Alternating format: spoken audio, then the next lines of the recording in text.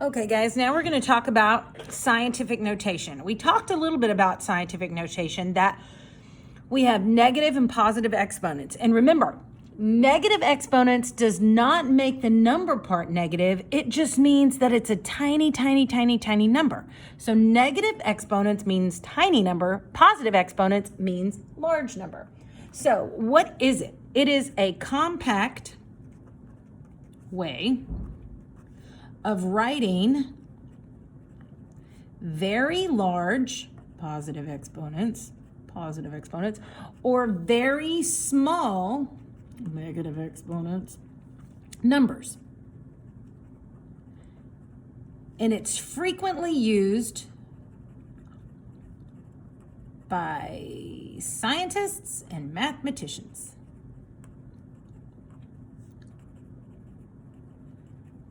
Okay, so that's what it is. Now, so if I'm looking at example 1, the minimum distance from Earth to Mars is approximately 284,000 miles. If I wanted to write this in scientific notation, this is a large number, so I know it's going to have a positive exponent. So I'm going to locate, where would my decimal point be in this situation? Well, it comes at the end, it'd be like $284,000. So there's my decimal. Now, how many times am I going to move my decimal over? Remember, in scientific notation, you can only have one real number in front of your decimal. So I'm going to move this 1, 2, 3, 4, 5 times. So I want my decimal to end up right between 2 and 8. So I'm going to make it 2.84, and then I'm going to multiply it times 10 to the, well, I know it's a positive exponent, and I moved it 5 times. My decimal point was moved 5 times, so it's going to be times 10 to the 5th. Now, for example 2, the 2004 Indonesian earthquake slowed the rotation of the Earth, making the length a day of 0.0000268 seconds shorter. So now I know that this is a tiny number, so my exponent is going to be negative.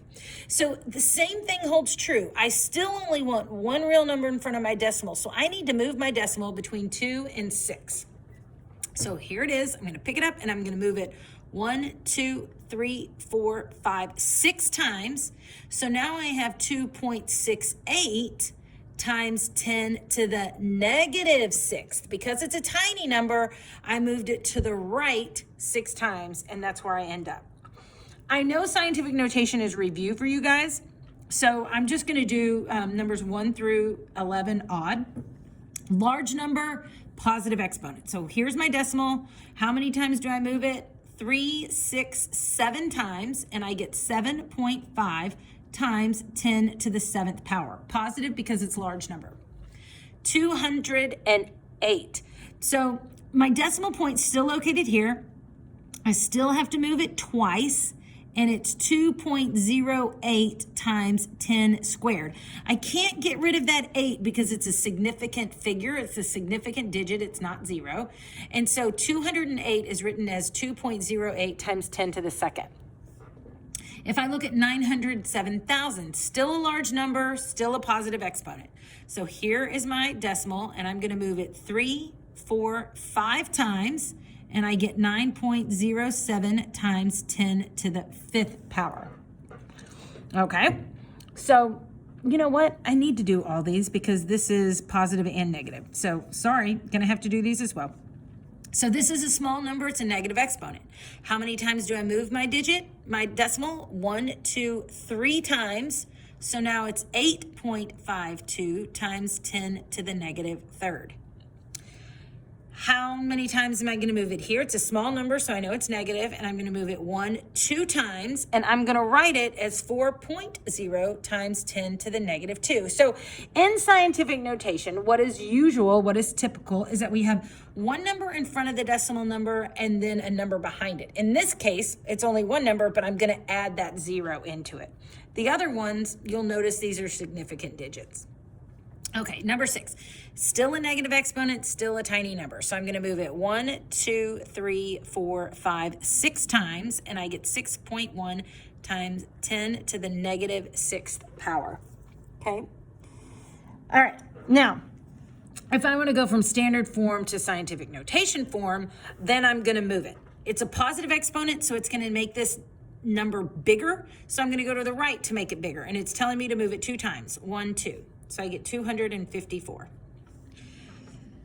I'm going to move my decimal 5 times, and I want it bigger because it's a positive one, so I'm going to move it 1, 2, 3, 4, 5, and then add in the zeros there. So I get 9, 1, 1, 2, 3, 4, and go back and add in the commas. All right, this one, it's a big number. It's a positive exponent, so I'm going to add it 3 times. 1, 2, 3, add in a 0, and I get 1,140.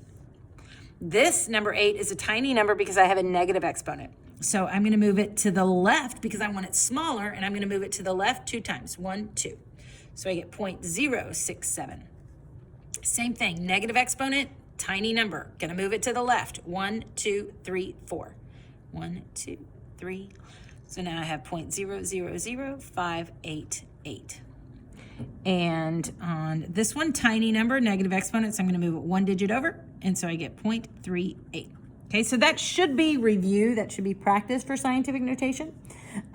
Let's talk about how do we add and subtract. So this piece is going to be new. This is probably new to you. And here is going to make, if you remember this, it will make your life easy. We want to make sure when we add and subtract that our exponents are the same. Because remember, when you add and subtract with exponents, my variables have to be the same. That base number has to be the same. So that's the same thing, that's what we're going to do. So to do that, we're going to remember the mnemonic LARS. Here's what LARS stands for. Left, you add, right, you subtract. That's what happens when you shift the decimal and change the exponent. So if you go to the left, you're going to add an exponent.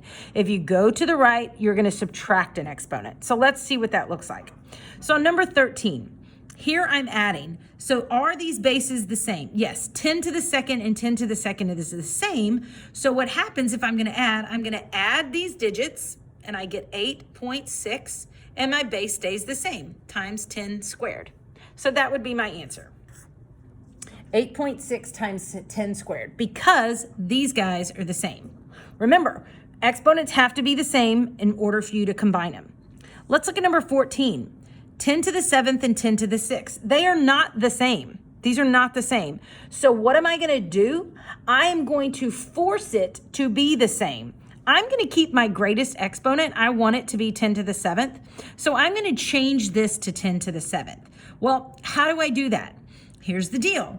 If to add LARS, I need to go to the left 1 digit. So watch this. If I go to the left, I get 0.11 times, and now it becomes times 10 to the 7th because of LARS.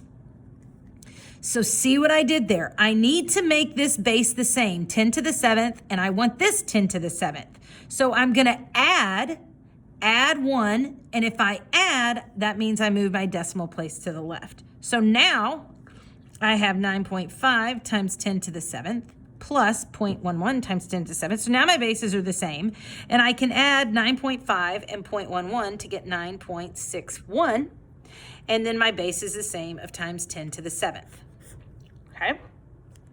All right, so over here, I need to make my my exponents the same. This is 10 to the negative 4th. And remember, I want to do whichever one is greater. So 10 to the negative 4th is greater because it's a negative exponent. So I'm going to move this guy, and I need to make it to be negative 4. I'm going to force it to be negative 4. So to get negative 5 to be negative 4, I have to add 1, right? So if I add, remember LARS, left you add, right you subtract. So I'm adding, so that means I'm going to go to the left 1 digit. And I get 0.318 times 10 to the negative 4th. And then once I add this plus this, now my bases are the same, so I can keep 10 to the negative 4th. And 7.24 plus 0.318 is 7.558 times, So in scientific notation, it's 7.558 times 10 to the negative 4th. All right, now let's look at number 16. Again, my bases are not the same. I'm going to take whichever one's greater. So 10 to the second is greater of the two. So I'm going to change this, and I need it to be -2 because I want it to be 10 to the -2. So to get this to be 10 to the -2, I'm going to have to add 1. So I have 10 to the -2. And remember, when I add, I go to the left 1 unit. So here I go to the left, and I have 0.68. Now my exponents match up. And I'm going to add, because I'm adding, I do 0.68 plus 2.7. And when I add those together, I get 3.38. And then my exponent, of course, remains the same, 10 to the -2. Okay. Now, let us do 19, 20, and 23 here. And then I'll stop the video because it's getting kind of lengthy. So on 19, here I'm going to subtract, but I still want my exponents to be the same. So my exponents, 10 to the 4th is the same, so that's good. I'm going to keep it. And now I'm just going to do 8.17 minus 2.6. And 8.17 minus 2.6 is 5.57 times 10 to the 4th. Okay, so that's already in scientific notation. All right, now on this one, 10 to the 12th, and I have 10 to the 11th. I want to make it to be the greater one. 10 to the 12th is greater than 10 to the 11th, so I need to add 1 here. And remember, when I add, I go to the left 1 digit. So I'm going to keep 5 times 10 to the 12th. And then if my decimal's here, I'm going to go to the left. So I have 0.9 times 10 to the 12th. And I'm subtracting these, right? I'm subtracting these. So 5 minus 0.9 is 4.1. And then, of course, I keep times 10 to the 12th because I made my exponents match. So that is my final answer there. Okay. Now, look at number 23. My exponents don't match. I have 10 to the 1st and 10 to the -1. I want to keep whatever's greater, so I'm going to move this guy. And I need to go from -1 to +1. Well, how do I get from -1 to +1? I have to add 2 to it, right? So if I'm going to add 2, that means I'm adding, so I go to the left, so I'm going to go over 2 times 1, 2 to get 0.084 times 10 to the 1st. Now I have 2.8 times 10 to the 1st minus, so now I can subtract 2.8 minus 0.84, and that would give me 2.716. And then my exponents match times 10 to the 1st. So voila, I'm done. So that is how we add and subtract. Remember, my exponents have to be the same, so I'm forcing my exponents to be the same, and Lars is going to be your key to getting that done. Good luck.